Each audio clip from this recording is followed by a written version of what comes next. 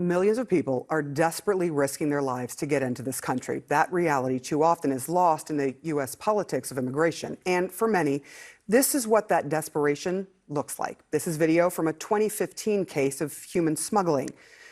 And now a video from 2017. 10 people died in the back of that truck.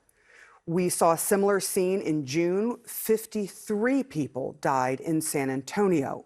A different president was in office for each of those cases. This goes beyond the politics of the moment and why even the head of Customs and Border Protection said this is about the Republican governors sending migrants to cities run by Democrats. I think lying to vulnerable people, for whatever the purpose might be, can just never be the right thing. I am joined now by Rachel Self, an immigration attorney who has been helping many of the migrants sent to Martha's Vineyard. They are asylum seekers. Can you give me some sense of how the families are and what they're still dealing with at this point? So they're doing pretty well at this point. As everybody is aware, they were dropped unceremoniously without any preparation on the island of Martha's Vineyard. So this wasn't like a bus to New York City or Washington, D.C. There was nowhere to get off, and they weren't even aware of where they were going until they were mid-air, and they weren't familiar with what Martha's Vineyard was. And the endpoint was not a large city with a lot of resources or infrastructure to be able to provide for them. So immediately when we learned that they had arrived on the island, we sprang into action, Martha's Vineyard Community Services, all of the local police and agencies, to get them into shelter. And then we worked very hard to get them into a more permanent solution to be able to attend to all of their needs. So they're now at the Joint Base Cape Cod being very, very well provided for by several pro bono allies and lawyers who are volunteering their time and getting medical services, because several of them had pretty significant medical issues when they arrived, and being taken care of by MEMA and everybody in Massachusetts. The whole community has rallied around them to try to help them because they truly were victims in this. And even though it is obvious that it was designed as a political stunt, this isn't a political story. It's really just black and white letter of a law that a crime was committed here against these people. There is someone in Texas, one of the sheriffs there, looking into an investigation into potential criminal actions. But I first want to talk to you about some of the things that we've been hearing from the politicians who were involved in doing this. First up, Governor DeSantis claiming that everyone volunteered to go, that they agreed to go to Martha's Vineyard. Why wouldn't they go somewhere nice like Martha's Vineyard is sort of what he said. Let's listen in.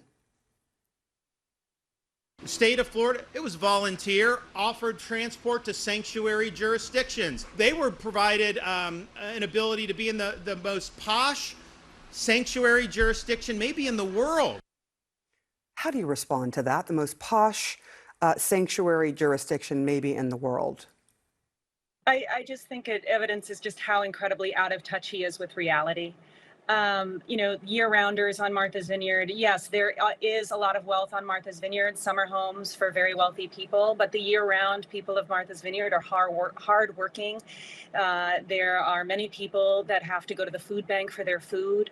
It is the reality that he sees is not the reality, and really how I feel when I hear him speak about this is the same way that I feel when I watch a middle school bully picking on vulnerable kids in the schoolyard, and to be laughing at this.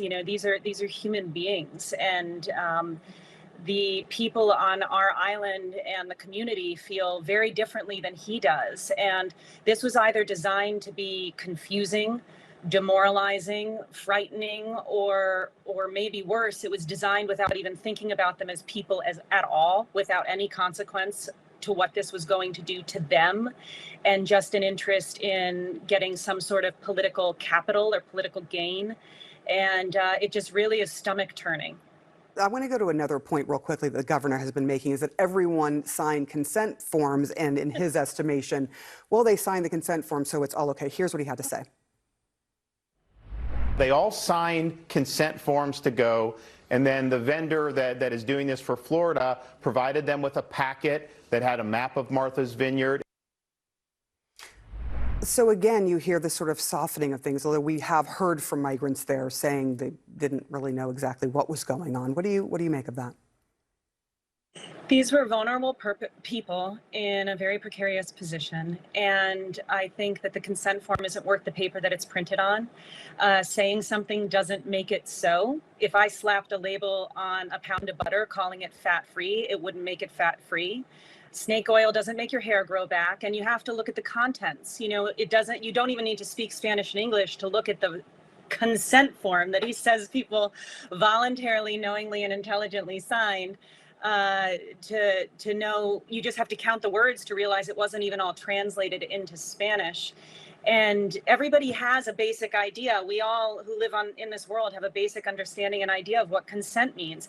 If you say to me, may I have a bite of your sandwich? And I consent to that, and then you eat my entire sandwich, that is very different from what I consented to. In this particular instance, you know, considering all the castles in the sky that these migrants were sold before they were induced by fraud to get on that plane, even if they, you know, the free housing, the work authorization, the English classes, the school for the kids, They got none of that. and nothing was waiting for them. And then they were, you know, I mean, it's absolutely outrageous to say that they knew that they were doing. And you also can't consent to be a victim. You can't consent to perpetrate a crime. You can't have a contract to agree to a criminal act. You know, it's all just completely absurd. And I'd put it up there about at the same level of authority as the maps. Okay, Rachel Self, thank you so much. And we should also make the point that these were asylum seekers legally in the country trying to seek asylum and trying to go through that process. We'll be right back.